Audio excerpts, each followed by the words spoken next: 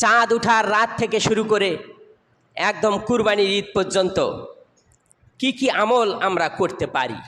এই 10 দিনের গুরুত্ব ফজিলত অপরিসীম। কেমন অপরিসীম, কীরকম?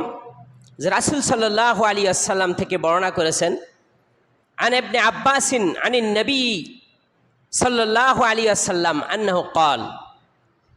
ইবনে আব্বাস থেকে বর্ণিত, তিনি নবী সাল্লাল্লাহু আলাইহি ওয়াসাল্লাম থেকে বর্ণনা করেছেন, রাসূল সাল্লাল্লাহু আলাইহি ওয়াসাল্লাম বলেছেন।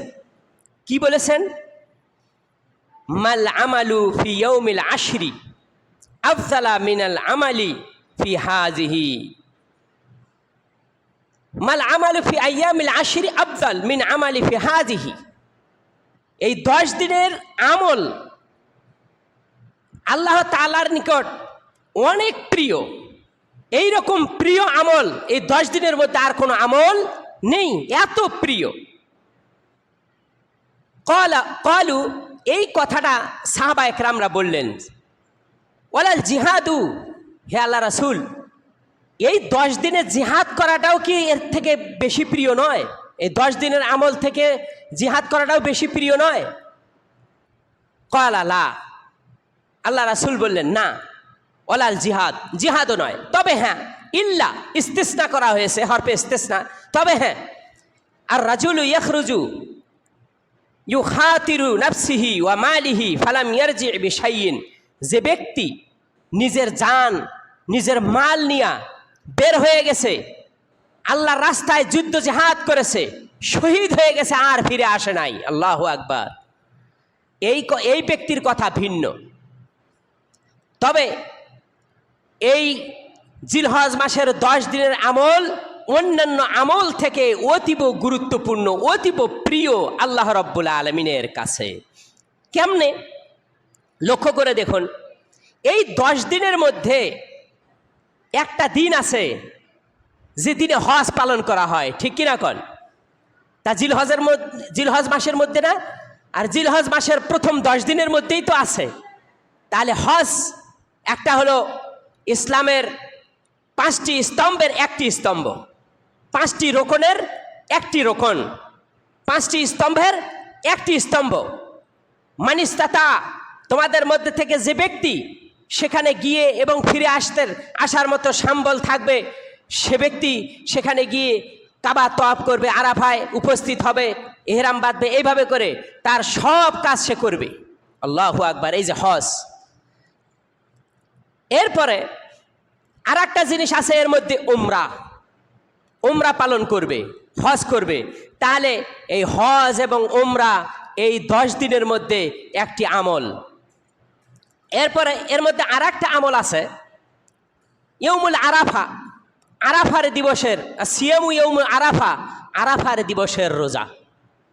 আরাফার দিবসের রোজার ব্যাপারে বলা হয়েছে, ওয়ান জাবির ইবনে আব্দুল্লাহ قال قال رسول الله صلى الله عليه وسلم وعن أبي قتادة رضي الله تعالى عنه قال سئل رسول الله صلى الله عليه وسلم।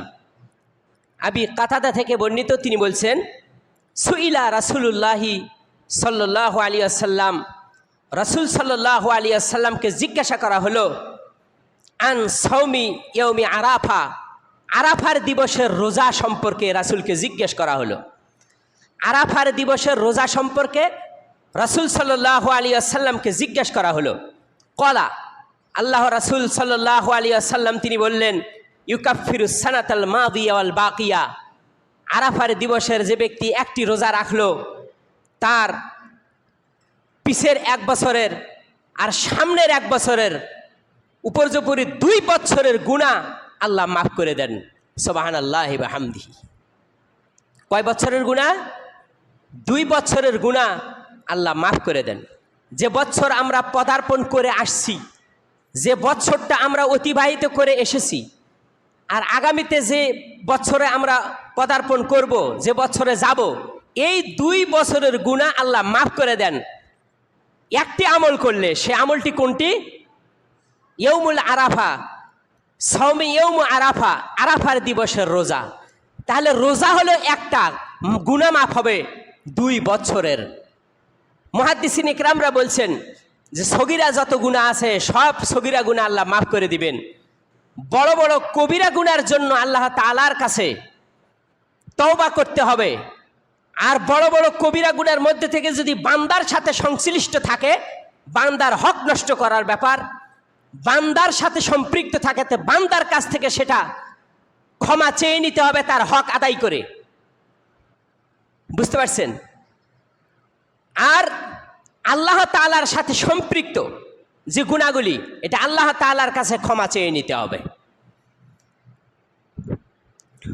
যাই হোক, আমরা এই হাদিস থেকে বুঝতে পারলাম যে 10টি দিনের ফজিলতের গুরুত্ব অপরিসীম। তার মধ্যে 10টি দিনের মধ্যে আর একটি দিন হলো আরাফার দিবস। আরাফার দিবসের রোজা। আরাফার দিবস হলো সৌদি আরবে যেদিন হাজি সাহেবরা আরাফার ময়দানে উপস্থিত হবেন। হাজি সাহেবরা যারা আরাফার ময়দানে উপস্থিত হবেন তারা এ রোজা থাকবে না। যারা আরাফার ময়দান থেকে সাইডে থাকবে, অন্যান্য বিশ্বে, মুসলিম বিশ্বে যারা মুসলিম থাকবে তারা ওই দিনটিতে সিয়াম পালন করবে। একটি সিয়াম। কয়টি? একটি সিয়াম। এইটাকে সৌদি আরবের চাঁদ উঠা থেকে শুরু করে 9 জিলহজ বলা হয়েছে। সৌদি আরবের 9 জিলহজ। বাংলাদেশের চাঁদ উঠার নিয়ম অনুযায়ী সেই 9 জিলহজ নয়, বাংলাদেশে হবে সেদিন 8ই জিলহজ। যেহেতু আমাদের দেশে আগের সৌদি আরবে চাঁদ দেখা যায়, ঠিক কিনা কন? তাই না? আর আমাদের দেশে চাঁদ আমরা দেখি সৌদির একদিন পরে, সেই জন্য আমাদের 8ই জিলহজ হবে 9 আরাফার দিবস।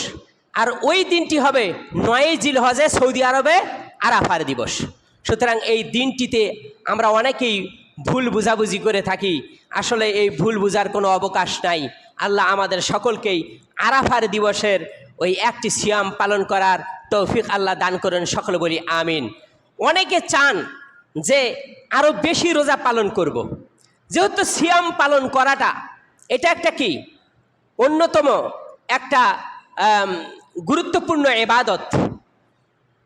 যেহেতু রাসূল সাল্লাল্লাহু আলাইহি ওয়াসাল্লাম বলছেন সিয়ামটা এমন একটি ইবাদত, লা আদিলা লাহু লা তাদিদা লাহু, এর সমতুল্য কিছু হতে পারে না। তো সুতরাং কোনো ব্যক্তি যদি চায় যে যেদিন চাঁদ উঠবে, যেদিন চাঁদ উঠবে ওই রাত্রির থেকে সেই ব্যক্তি সিয়াম পালন করে যেতে পারে একটানা আপনার জিলহজ মাসের 10 তারিখ পর্যন্ত। বুঝতে পারছেন? একটানা সে সিয়াম পালন করে যেতে পারবে, কোনো সমস্যা হবে না। বুখারী শরীফের একটা হাদিসের মধ্যে এসেছে সাহাবা একরামরা এই দিনগুলিতে আর রাতগুলিতে তারা বেশি বেশি তাকবীর পাঠ করতেন, তাসবিহ তাহলিল বেশি বেশি পড়তেন, তাকবীর পাঠ করতেন। এমনকি বাজারে গিয়েও, বুখারী শরীফের একটা হাদিসে এসেছে, এমনকি সাহাবা একরামরা বাজারে গিয়েও বলতেন যে তোমরা তাকবীর পাঠ করো। বুঝতে পার? তাকবীর পাঠ আমরা বুঝি তো, আল্লাহু আকবার, আল্লাহু আকবার, লা ইলাহা ইল্লাল্লাহু, আল্লাহু আকবার, আল্লাহু আকবার, ওয়ালিল্লাহিল হামদ, সুবহানাল্লাহ, আলহামদুলিল্লাহ, আল্লাহু আকবার। এগুলি বেশি বেশি পাঠ করা। আপনি হাঁটতেছেন, আপনি পড়তে পড়তে হাঁটেন, হাঁটতে হাঁটতেই আপনি পড়তে থাকেন, কোনো সমস্যা হবে না। সালাতের আগে পড়েন, সালাতের পরে পড়েন, আপনি হাঁটতেছেন, চলতেছেন, কাজে মগ্ন আছেন, আপনি ওই সময়ে এই তাসবিহ তাহলিলগুলি বেশি বেশি পাঠ করুন। কেননা এই 10টি দিনের আমল আল্লাহ তাআলার কাছে অতি উত্তম, অতি উৎকৃষ্ট, অতি শ্রেষ্ঠ আমল। আল্লাহ রাসূল সাল্লাল্লাহু আলাইহি ওয়াসাল্লাম থেকে আর একটা হাদিস বর্ণনা করছেন, ওয়ান জাবির ইবনে আব্দুল্লাহ قال قال رسول الله সাল্লাল্লাহু আলাইহি ওয়াসাল্লাম। জাবের ইবনে আব্দুল্লাহ থেকে বর্ণিত, তিনি বলছেন রাসূল সাল্লাল্লাহু আলাইহি ওয়াসাল্লাম বলেছেন, কি বলেছেন আল্লাহ রাসূল? আফজালুল আইয়ামুদ দুনিয়া ইয়াউমাল আশরি।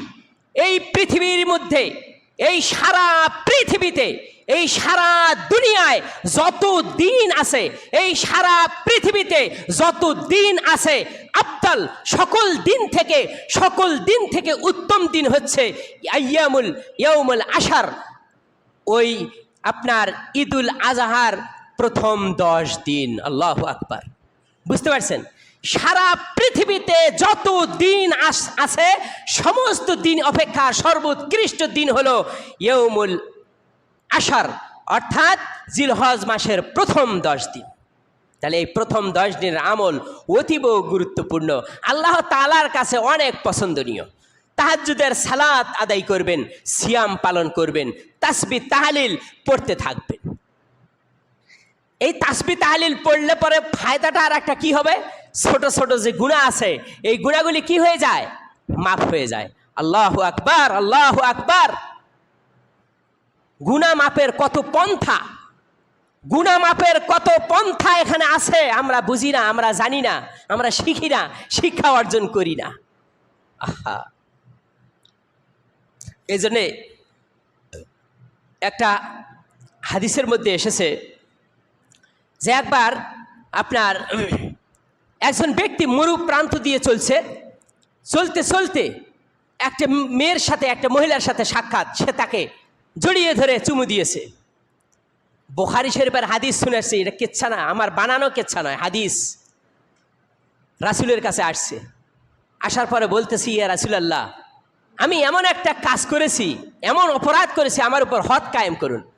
রাসূল সাল্লাল্লাহু আলাইহি ওয়াসাল্লাম তিনি এ কথাটা শুনলেন। শোনার পরে ওই তৎক্ষণাতে সালাতের সময় হয়ে গেছে, তিনি সালাত আদায় করলেন। সালাত আদায় করা শেষ করার পরে ওই ব্যক্তিটি এসে আবার বলল, ইয়া রাসূলুল্লাহ, আমি এমন একটা পাপ করেছি, আমার উপর হদ কায়েম করুন, কোরআনের ফয়সালা অনুযায়ী ফয়সালা করুন, বিচার করুন। আল্লাহ রাসূল বললেন, তুমি কি আমাদের সাথে সালাত আদায় করো নাই? সে বলল, হ্যাঁ ইয়া রাসূলুল্লাহ, আমি তো আপনাদের সাথে সালাত আদায় করেছি। তখন আল্লাহ রাসূল বললেন, ওই সালাতটা তোমার ওই গুনাহে কাফারা হয়ে গেছে। আল্লাহু আকবার। আল্লাহ রাসূল সাল্লাল্লাহু আলাইহি ওয়াসাল্লাম সাথে সাথে আল্লাহ তাআলা আল্লাহ রাসূলের উপর সাথে সাথে আয়াত নাজিল করে জানিয়ে দিলেন, ইন্নাল হাসানাতা ইউযহিবনাস সাইয়্যা, নিশ্চয়ই ভালো আমলগুলি খারাপ আমলগুলিকে মিটিয়ে দেয়। ভালো আমলগুলি, ভালো কাজগুলি, সওয়াবের কাজগুলি, গুনাহের কাজগুলিকে মিটিয়ে দেয়, মাফ করে দেয়, মুছে দেয়। আল্লাহু আকবার। কত সহজ, কত সহজ। আল্লাহ তাআলা আমাদের সকলকে কবুল মঞ্জুর করে নিন, সকলে বলি আমিন। এরপর আসুন